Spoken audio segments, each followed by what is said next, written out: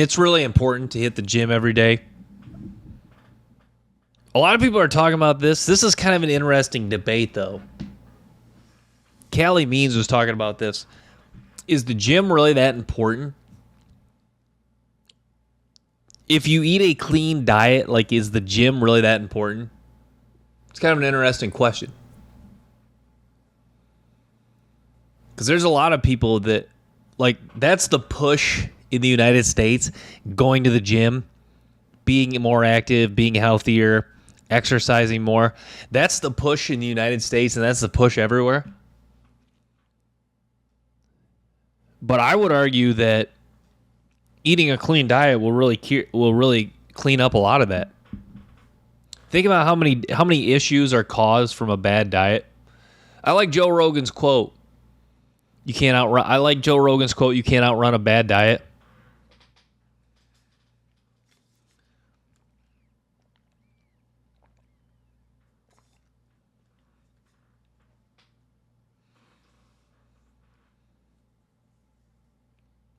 Exercise. I look at the gym. I've gotten to a point. My diet's clean, carnivore diet. I've gotten to a point. I think a lot of people need to look at the gym, myself included. I need to look at this more so. You got to look at the gym as a place where you can strengthen your mind mentally. David Goggins was talking about this. A lot of people view the gym as a mental battle. Oftentimes, or a lot of times, people view the gym as a physical battle. A lot of times, it's a mental battle. It's a mental battle to discipline yourself to get there. It's a mental battle to continue and finish your workout. It's a mental battle to continue to finish your sets, to finish your number of reps. So exercise, not just a physical battle, but a mental battle as well. A lot of times people are just toughening their mind mentally. As in the case of people pushing exercise is important, but the gym, very important to toughen you mentally. A clean diet will get you mentally clear, and a clean diet will get you. That's the thing a lot of people don't realize. Everyone wants to find the magic motivational video that's going to keep them motivated day in and day out. Honestly, some of the best motivation is eating a clean diet, because when you eat a clean diet, you want to go to the gym. Since I started eating clean, it's not necessarily that I wake up super motivated to go to the gym, but when you're feeling good, you can always get that drive to go to the gym, if that makes sense. It's going to be harder to discipline yourself to go to the gym if you're not feeling good. Discipline's always at play, but disciplining yourself to go to the gym is a lot easier when you're feeling great due in part to a clean diet.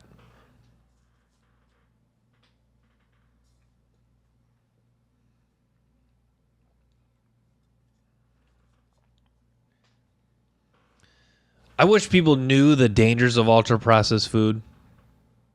It is kind of crazy how you can hear people will talk about how bad they feel after eating crap food.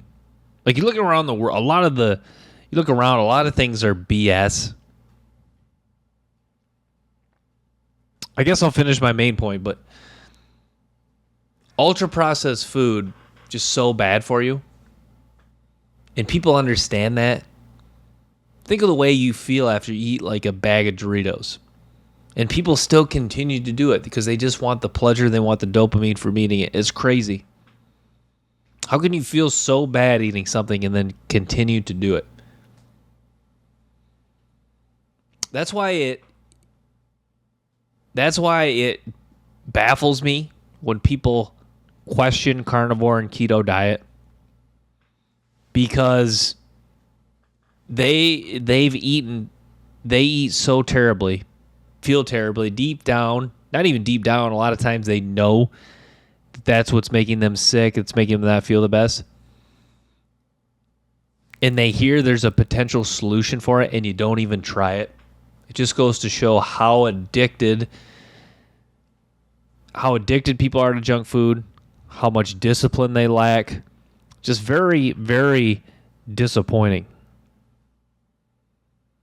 And it's crazy to me that people just aren't open to trying a keto or ketogenic or carnivore diet. Just very, very crazy.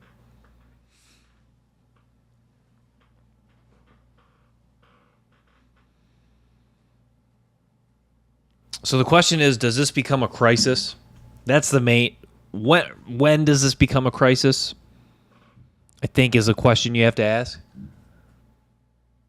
How long can we just keep eating these ultra-processed garbage, sugared cereals, potato chips, soda? I just don't understand how it doesn't. It's crazy how some things don't click for people. Like, you look around, like, if you think of our ancestors, they were eating food that occurs in nature. Why were they so strong, able to work all day, to hunt, to run? Because when you're eating clean, you feel good and you have all that extra energy. How many of our ancestors would have survived eating crap, eating bad foods?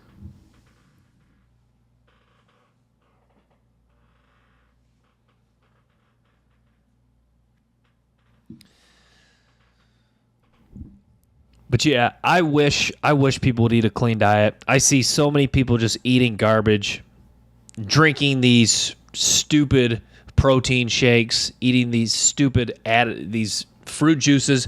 So bad for you. So much added sugar. Just a bunch of crap.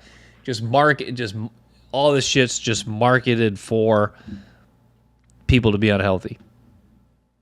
That's really what Gatorade is. Gatorade is essentially like pop, loaded with added sugar, just a bunch of BS additives. It's marketed for sports. That's why it sells. Gatorade should never be put in the body. Alcohol, weed. There's so many not even just food. There's so many substances that people put in their body that should never be put in the body. It's crazy to me. It really is.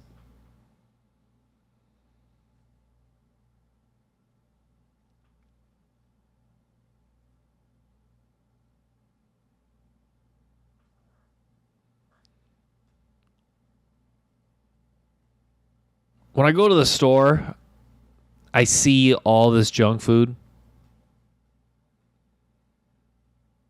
It's crazy how junk food has built billions, $1 trillion industry.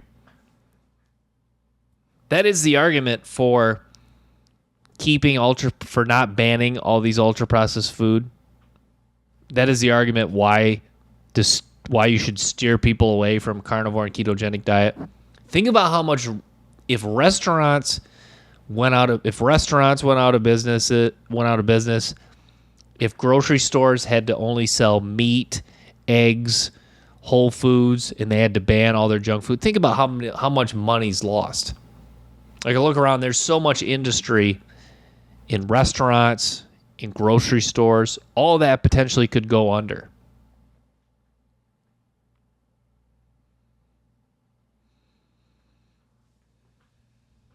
I've been thinking, and it's perfect. The media has set up a perfect playbook to push veganism because they're demonizing red meat. Vegetables have been demonized, not as much by the media. Then ultra-processed food even demonized by the media, surprisingly. Then that sets up perfectly for veganism. A lot of people, when they do go vegan, end up at carnivore. I was talking about this earlier. A lot of times, people that are doing vegan diets, they're doing it because they're trying to search for the perfect diet to feel the best for all their symptoms or issues they've been having, such as sleep or autoimmune disorders, to go away. And they find out that carnivore is the final result. Carnivore is what they've been searching for the whole time. A lot of them aren't necessarily crazy vegans. They're just looking for the right answer.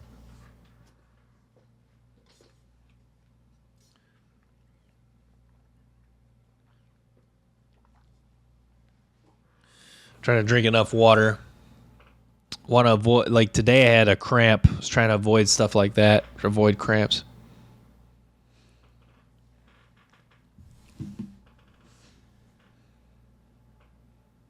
It does really beg a serious question. What if everyone ate a clean diet? That's something I think about a lot. It's one of those things that would never happen.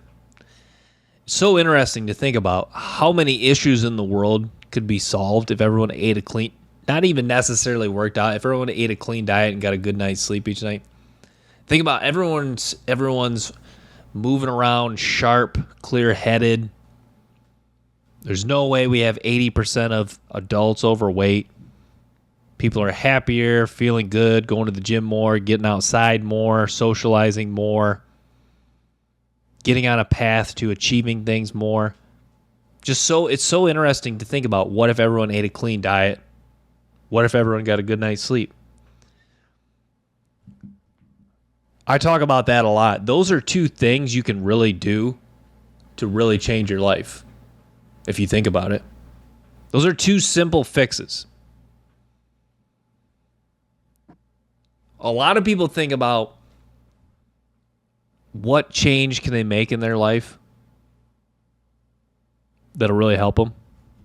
You want two things. Those are two things right there.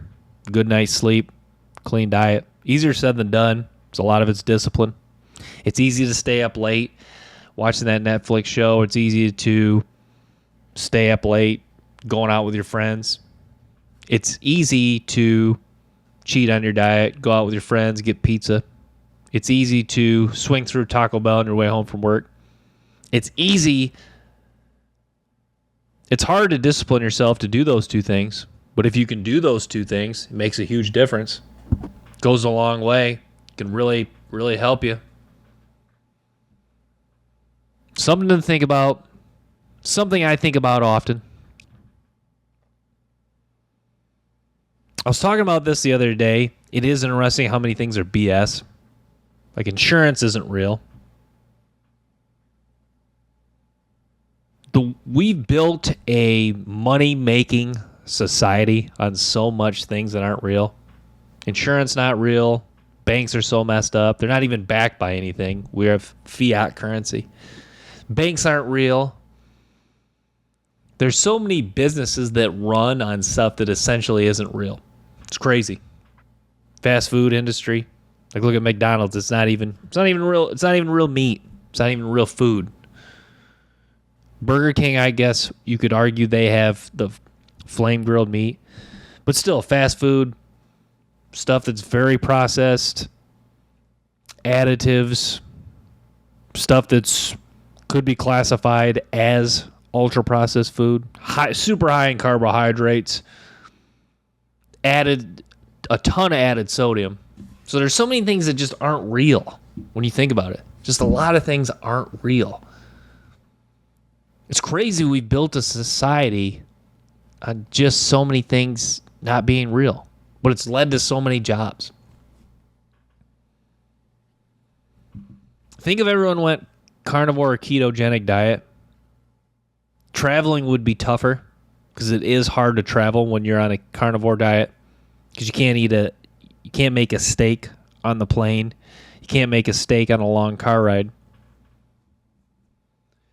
If everyone was keto or carnivore, all these restaurants would go under. Very interesting thing to think about.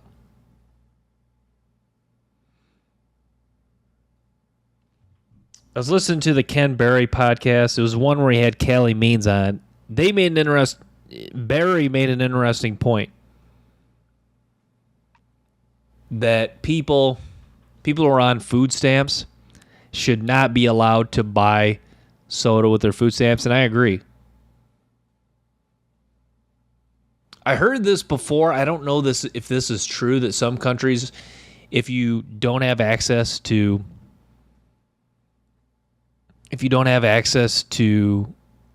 healthy foods, if you're poor, you'll get a free gym membership and ability to pay for clean, healthy foods. Think about how that would go a long way in the U.S. Imagine poor people who are overweight, if they were only allowed to buy good quality meats, vegetables, and fruits? Think about how much that could change their life. There's these studies that show men who have access to healthy food live 11 years longer than men who do not. Honestly, you can pull up all the stats that I pulled up on ultra processed food. Isn't that stat alone enough to really open your eyes about how dangerous and how bad for you ultra processed food is? Think about that for a minute. Men who have access to healthy food can live 11 years longer. 11 years, that's a long time. Think of the last 11 years of your life. Think of all the memories you've had. All those potentially could be erased in a person's life just because they chose Coca-Cola. They chose Mountain Dew. They chose McDonald's. They chose T-Bell runs. They chose drumsticks. They chose Lay's potato chips.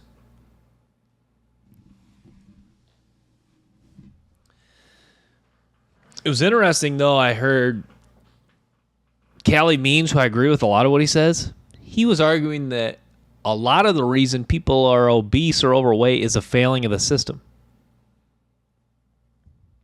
And I slightly disagree with that, even though the system is failing in regards to not warning people about the dangers of ultra-processed food. People still have even if you are consuming ultra-processed food, you can still shut off. You can still stop. You can still decide when to stop eating. I think that's what a lot of people don't realize. Even though ultra-processed food, they're more addicting. They're made to suppress satiety. You don't get full as quickly. You have crashes. You can still decide when to stop eating. So you still have discipline. You still have self-control. So I slightly disagree with that.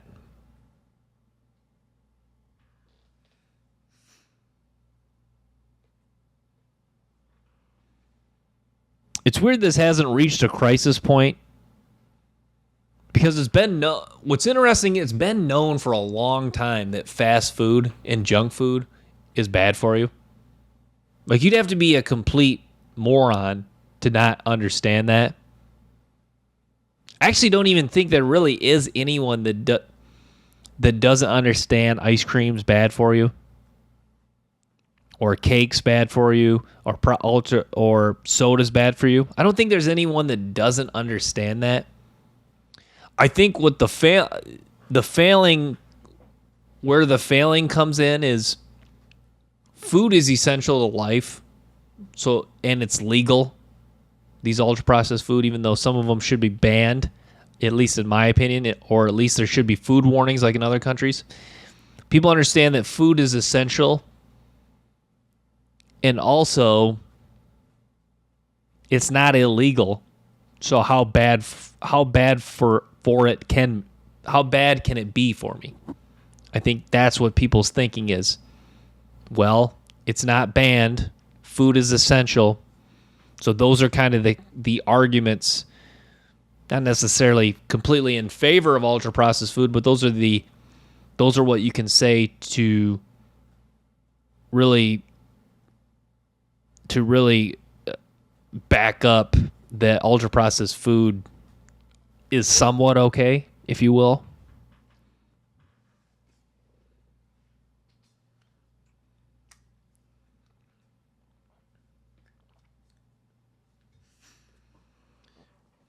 But yeah, I'm for banning ultra-processed food.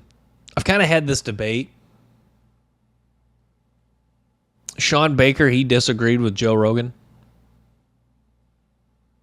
Sean Baker told Joe Rogan that they shouldn't ban ultra-processed food. Because it's one of those things, my dad and I were talking about, he argued they shouldn't, because if they did that, what's next? I would argue, though, knowing what we know now,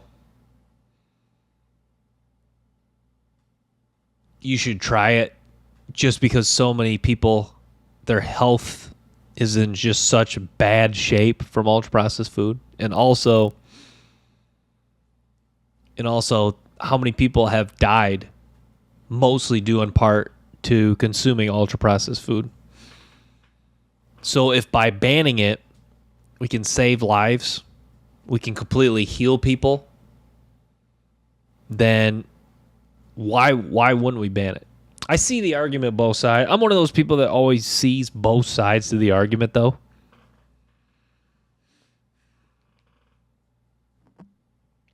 Because that's one of those things.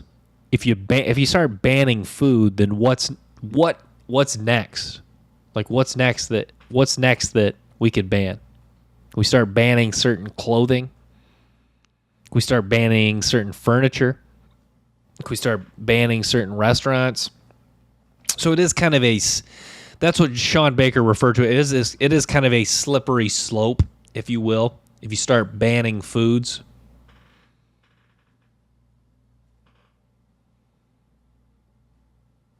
But to keep arguing both sides, it's one of those things that, say they did ban foods, those ultra-processed food, and there was a person that was kind of on the fence. They were like, they still ate ultra-processed food, but they knew they probably shouldn't. And when they're banned, they're just like, okay, well, I'm just going to give it up. And that ended up saving their life, changing their life.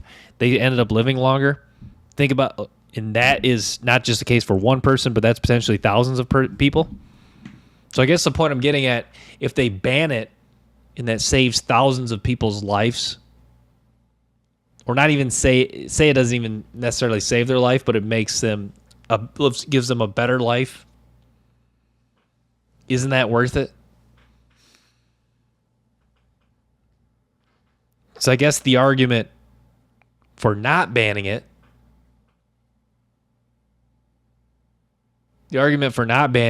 is people who still want are going to find a way to get it. It's like it's similar to the argument of banning drugs. People who still are desperate to get drugs are probably going to find a way to get them. So if you're a person who's addicted to drumsticks, the ice cream thing, and they ban ultra-processed food, you're addicted to those drumsticks, you're probably going to find a way to get those drumsticks one way or another.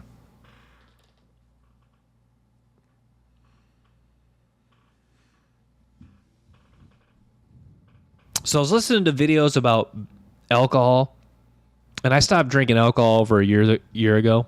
I feel fantastic. That was a decision. It's interesting. I hear a lot of people that talk about that decided to stop drinking alcohol. In there's a common theme with everyone who just stopped drinking alcohol. It was at times a problem for them, but they knew they could quit anytime. That was certainly the case for me. At times it was a problem. I remember in college, a lot of times, what's weird about alcohol, it's one of those things where even if you do it once, twice a week, even just once a week, but you do it heavy, it still has an effect on the rest of your life throughout the week and in the weeks that follow. So that was what was interesting for me. I knew I could quit, but also it was becoming a slight problem. And that's the case in Tucker Carlson, Andrew Tate, Andrew Huberman, guys that all quit. It never reached a point where it was a huge problem for them as far as hindering their work. But also, they knew they could quit, but also they knew it could be a crisis, and they also knew that they could quit anytime. That's what I knew. I could quit anytime. I could quit anytime and give it up. Now it's been over a year. Feel fantastic. I do see the intrigue with alcohol. I do see why people like it. There's nothing wrong with having a few beers once in a while. The issues people have with alcohol is the issues that people have with a lot of things, though. It's oftentimes not just used in moderation. The same thing with marijuana. If people just smoked once a week, once every 2 weeks, you're probably all right. But some people, smoking weed's a daily thing, multiple times a day thing. I think people are very naive. It's interesting with people. I think they don't understand that weed, alcohol, substances that shouldn't be put in the body. I don't think they understand that, like, these things will have an effect on you, at least in some way. That's what people, that doesn't click for people. Like, even if you drink alcohol once a month, but it's a heavy binge once a month when you do, that's going to have an effect on you in one way or another. Even if you smoke pot once or twice a week, that's going to have an effect on you one way or another. Even if you do cocaine once a month, twice a month, not a lot, right? That's going to have an effect on you. That's the thing with me. Why do things that are going to hinder me from becoming the best version of myself, getting as close to God, getting as close to my friends and family as possible? Why would I choose to do things that are going to hold me back in the gym, hold me back from growing as a person? Why would I do anything, especially when you're locked in on self-improvement? Why would you do anything that's going to hold you back?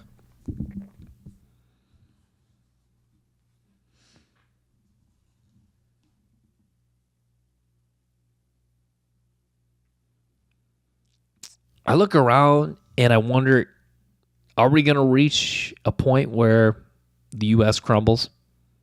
I think we are seeing the U.S. crumble and fall. That's what they're talking about. Does China take over the U.S. eventually? Is China the next great superpower?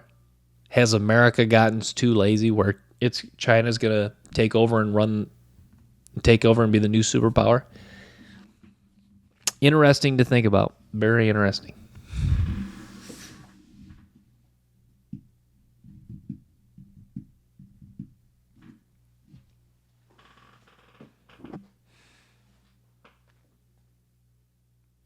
As a man, I'm a full believer you should be improving each day.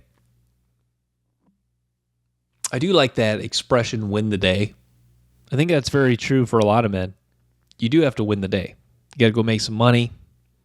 You got to get better socially. You got to get better networking. You have to get stronger. You have to get tougher. You have to become more aware. You have to learn. Each day is a chance for a man to win the day and get better and improve. So I do like that expression. It's something that I didn't really think about too much, but it really makes sense. You have a chance to win the day.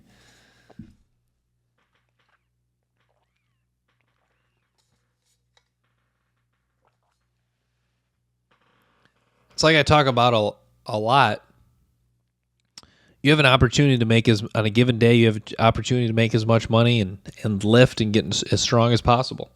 I think that's really cool. I think that's something you should embrace as a man. There may be like rare circumstances where you can't do that, but for the most part, you do have an opportunity. If you're a healthy male, you have the opportunity to relentlessly pursue making money, relentlessly pursue getting closer to God, relentlessly pursue lifting weights, relentlessly get close to your family and loved ones. So I think that's awesome.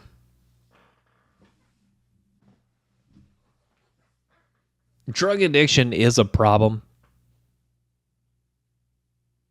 I've never understood. It's sad that people get to a place where they have to turn to drugs. A lot of alcoholics most likely are disappointed with what they're doing. The thing I've noticed about a lot of people who struggle with addiction is there's something missing. Oftentimes they're not, especially with men, they've not become the man they needed to be. I think that's something that's not talked about often enough is men who are struggling with an addiction to whatever that addiction might be. Oftentimes they've not become the man they're supposed to be. Look at the movie Wolf of Wall Street, right? Jordan Belfort, successful guy, made money, confident. A drug addiction though, and that hurt his family life. He was not, even though he was making a lot of money, rich, successful, status, all that, it was hindering his family life. He did not have as good a relationship with his family in the movie, and he wasn't as close to God as he would be. It's a very powerful scene in Wolf of Wall Street. A lot of people don't talk about this. When they're rescued by that helicopter, he had sent a plane to rescue him, and the plane had blown up and crashed. He talks about it himself. You want to talk about a message from God? That's a powerful scene in that movie.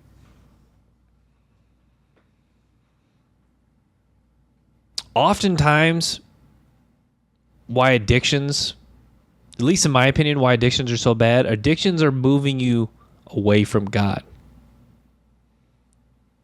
You think about hedonism, doing things excessively for pleasure, essentially is what hedonism is. If you're an alcoholic, you're giving in to the devil's playbook. You're doing what the devil wants. Deriving pleasure from a substance that's gonna hurt your relationships. You're not gonna be able to learn about God when you're plastered drunk, 21 beers deep. So addictions move you away from God, and they play into evil's playbook.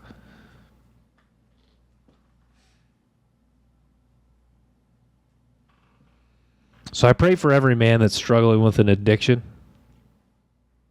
Addictions suck.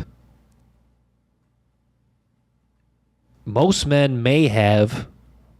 people may have multiple addictions.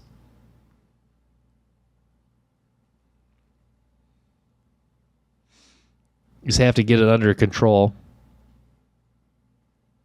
I was listening to Tucker Carlson. He was talking about Russell Brand. It's actually kind of funny.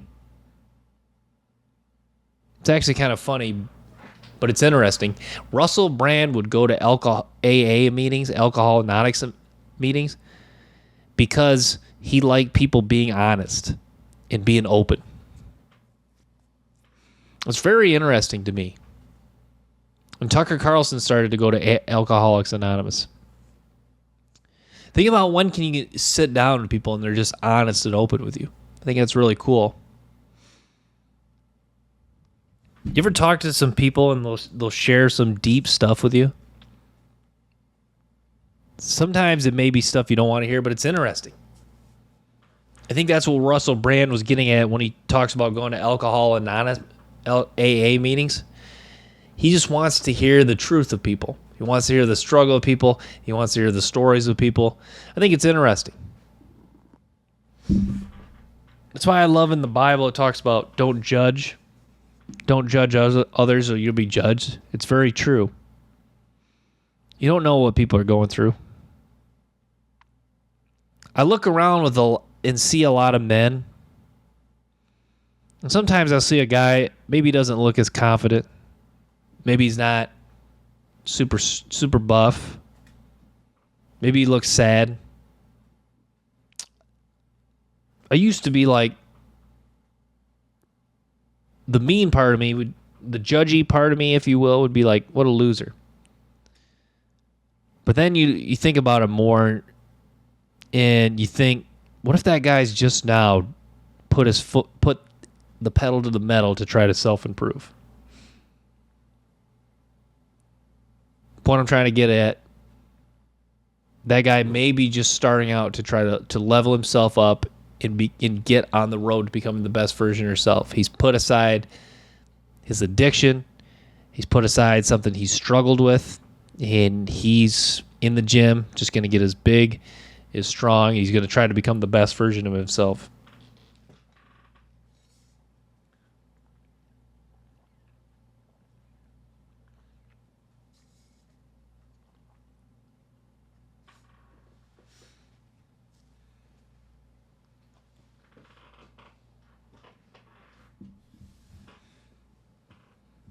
A lot of guys need to realize working to become the best version of yourself isn't always going to be fun, but it's very satisfying. Today, hitting the gym for 3 hours,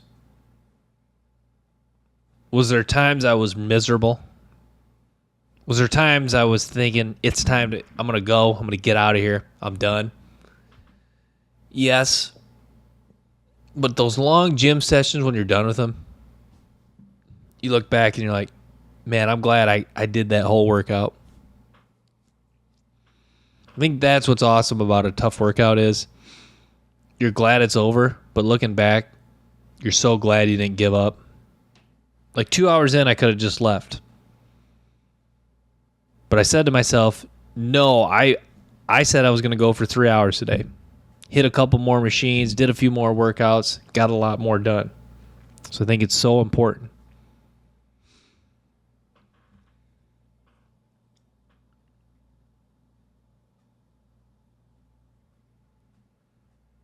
So it is kind of sad that a lot of modern men are weak. That is the interesting question. Is society making men weak or beta? Or are these men just weak in beta and they're destined to be weak in beta? That is an interesting argument. Like guys that are failing, especially in their 20s, if they're a complete failure, were they destined to be a failure, or did they choose this life? That's what's interesting about a lot of guys. There's some guys that are born winners and just continue to win. There's some guys that are born losers and find a way to be a winner. Some guys, you have the rare opposite where they're born winners and end up becoming a loser. But the saddest of them all is guys that are born losers and just end up staying a loser. How can you do that? That's the question. How can you just stay content with being a loser? It's the $1 million question I have for a guy that just chooses to not better himself. How can you say no to the gym day after day? How can you not go for what you want day after day? It's interesting. You have to really find out what's going on inside their mind. Very interesting.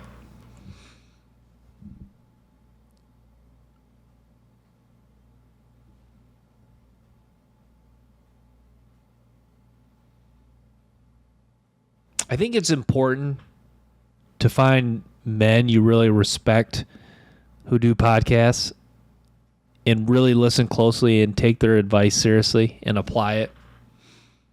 Especially guys in their 30s. A lot of guys in their 30s really have a lot of wisdom.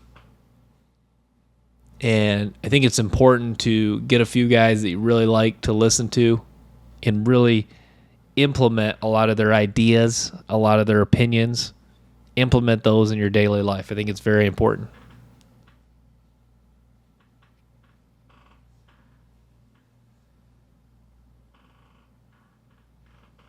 Joe Rogan's made a big impact on the world.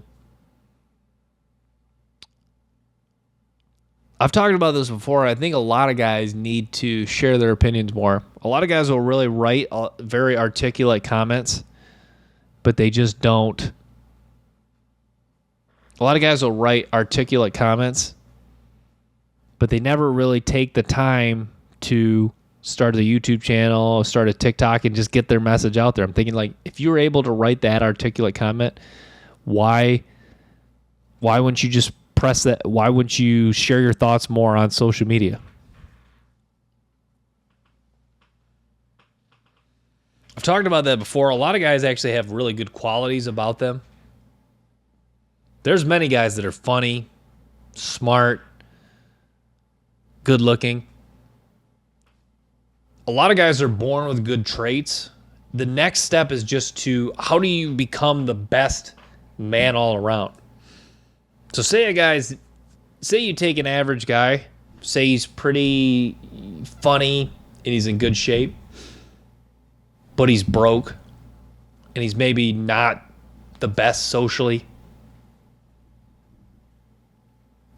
So the next steps for him are, he's funny and in good shape. The next steps are become better socially, figure out a way to start making some money, figure out how to network with other men. So it's so important to become the best all-around man. Because in turn, that's how you garner the respect of other men. Garnering the respect of other men is one of the main driving forces for why men level up. Having the respect of other men is very critical.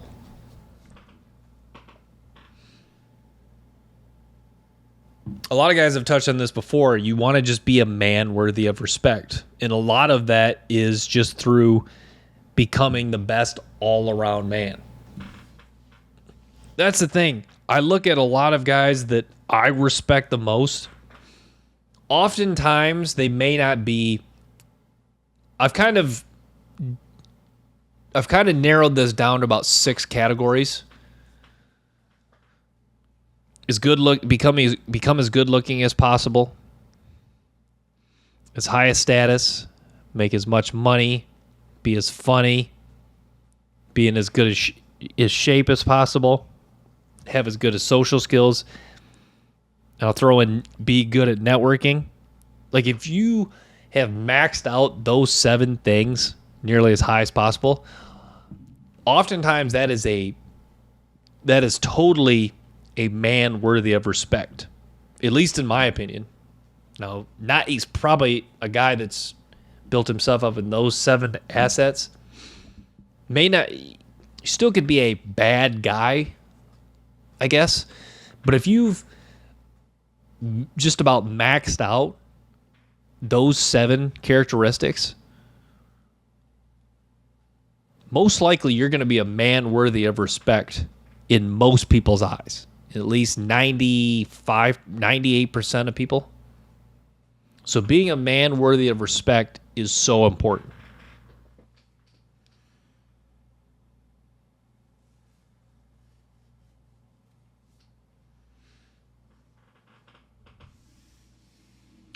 A lot of people disagree with going to the gym 7 days a week.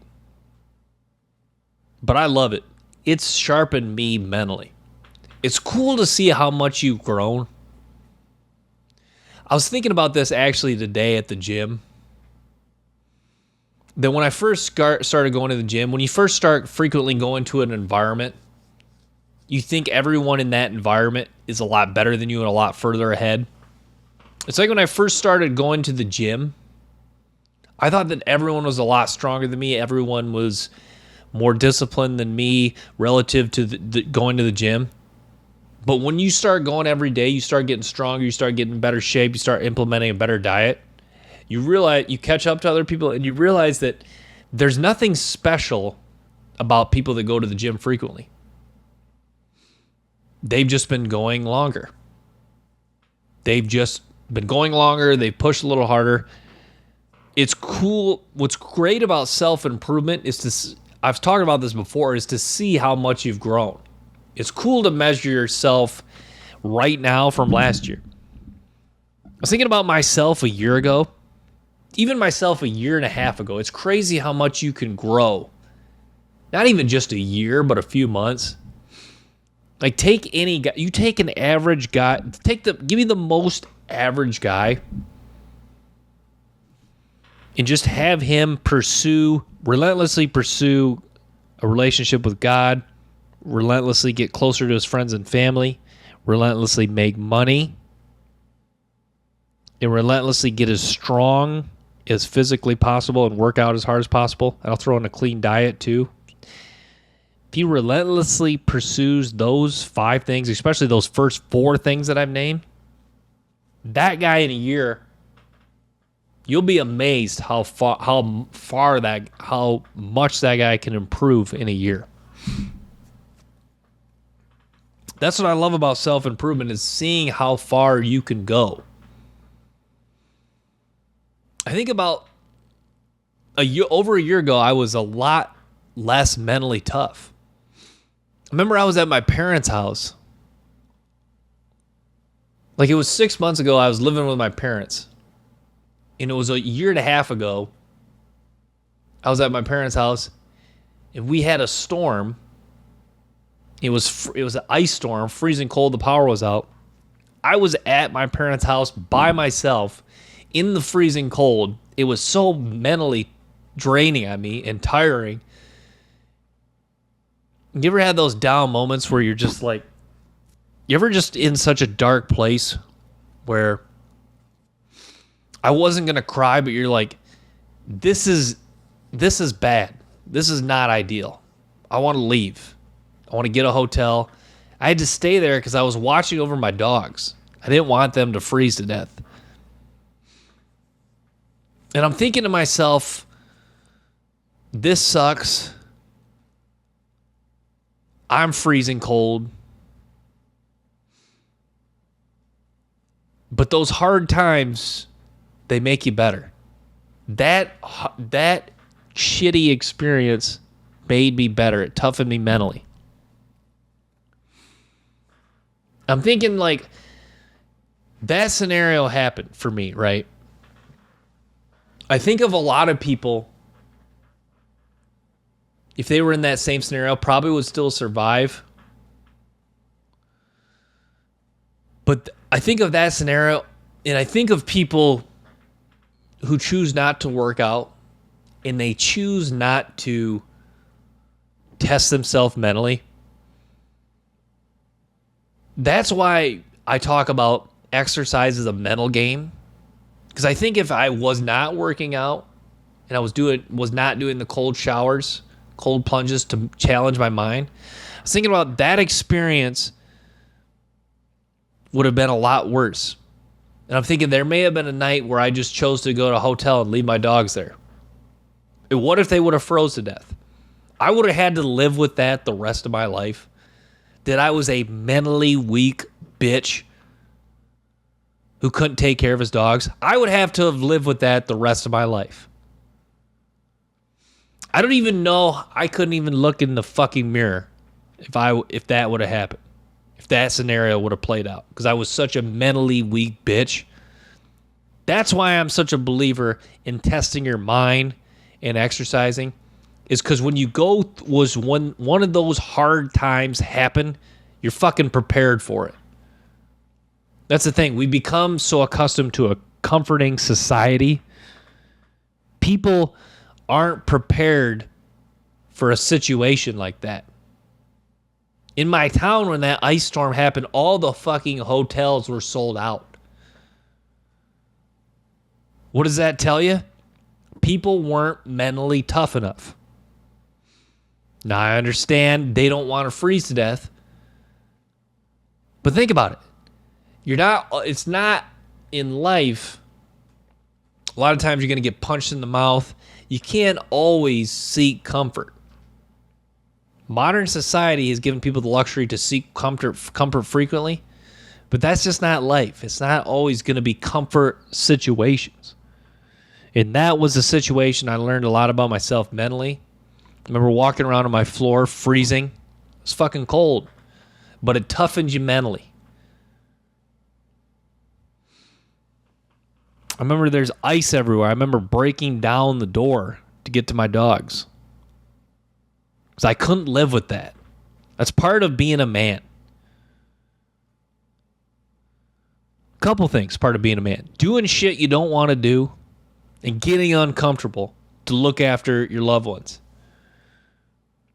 That's a problem with a lot of men. They're just not mentally tough enough.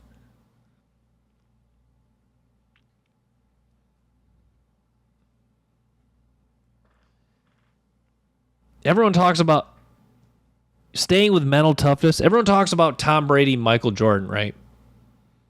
And then you understand how many people quit things. A lot of people quit and give up. Think of Michael Jordan and Tom Brady for a minute. Michael Jordan's cut from his high school basketball team. Think about how easy it could have been for him to be like, fuck this, I'm done. And he just quits basketball. He could have easily done that. Said, fuck this, quits basketball, goes on to work some average job. He could have easily done that. Just given up. Wouldn't have never went on. The fame would have never happened. The millions of dollars would have never happened. All the NBA championships wouldn't have happened. All that could have been pissed away if he would. All that could have easily just been pissed away if he just said, screw this, blamed him not making the basketball team on whatever, the coach. All that could have went away if he had given up. Too many men are giving up. Not to say that a lot of these guys that have given up on whatever would have went on to achieve what Michael Jordan did, but you see my point. Same with Tom Brady. Tom Brady struggling to get on the field at Michigan. He could have been like, nah, screw it. Fuck this. I'm going to quit. I'm just going to party in college, get some job, da-da-da. The point I'm trying to make is a lot of times people can just easily quit.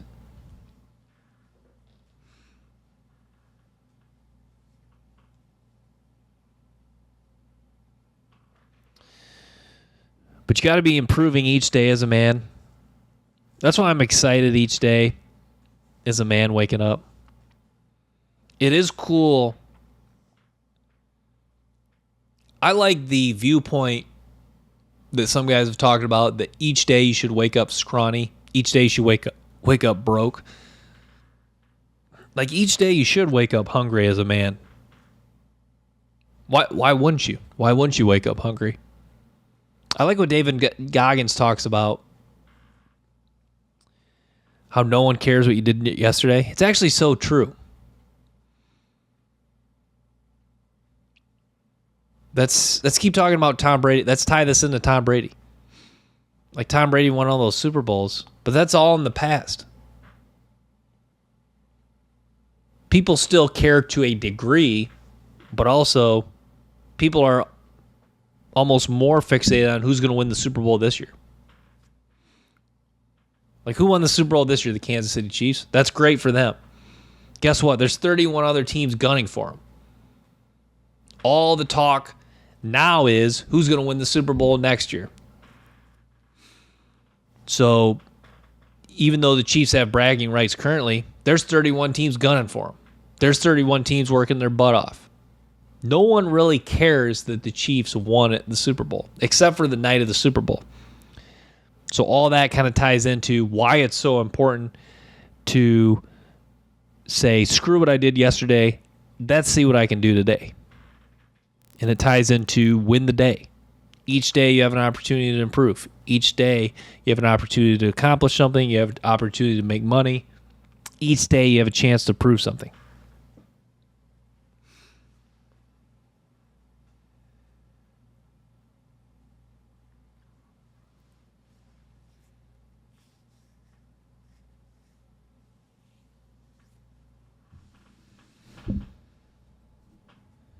Really like to see guys getting after it.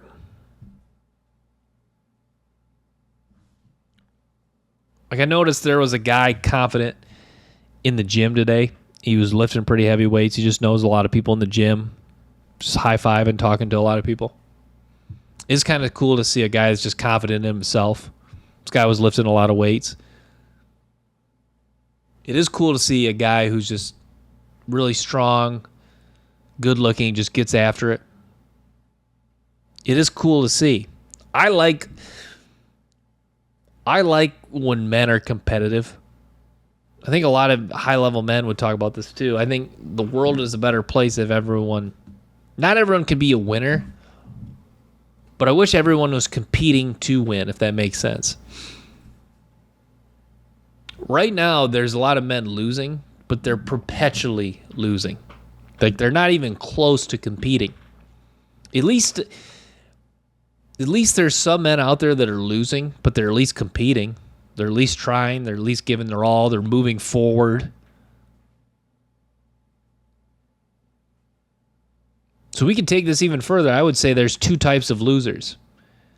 There's losers who are competitive at least getting after it, trying to improve. And there's losers who are just in a perpetual cycle of doing the wrong thing day after day.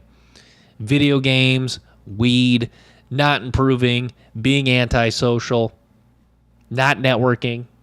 So there's two types of losers. And it's sad. It really is sad. Why not try to be a winner? Not everyone can win, I get that. But at least if you lost, losing, given everything you had, hurts more in the short term, but in the long run, you're at least satisfied. You can at least look yourself in the mirror and be like, yeah, gave it a hell of an effort. Poured a lot into it, worked hard, lost to a guy that was just better than me. That's the thing about people who are perpetually losing. They could argue, well, there's nothing wrong with just playing video games and being a bum. Sure, there's nothing wrong with it, but you're just no one respects you.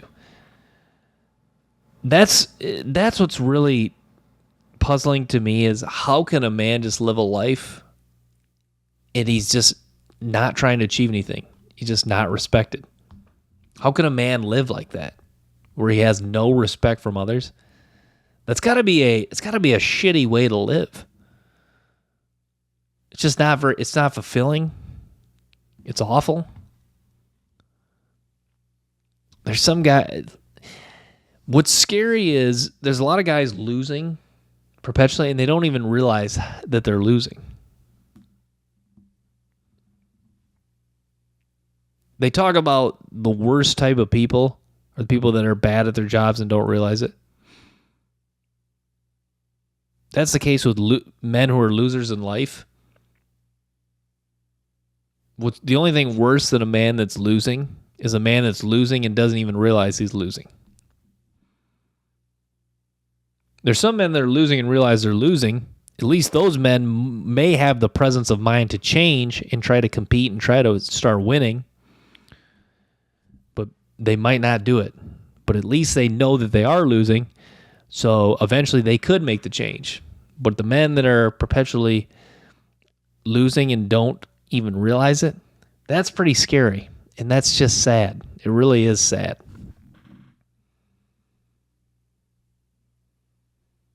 But that's what people talk about. For there to be winners, there has to be losers. It's kind of the theme of life for a man. Winners, there's got to be winners, there's got to be losers. I love that quote too. Winners win, losers lose. It's so true. Like if you proclaim yourself to be a winner, you got to find a way to win in whatever regard. Hopefully it's legal. But if you consider yourself a winner, you got to find a way to win. You got to find a way to win each day, get as strong as possible, make as much money as possible, get as close to God as possible, get as good a relationship with your friends as family, and network as much as possible. So you got to find a way to win. I'm going to wrap with that. Thanks for tuning in to BP Insights. Stay tuned for more.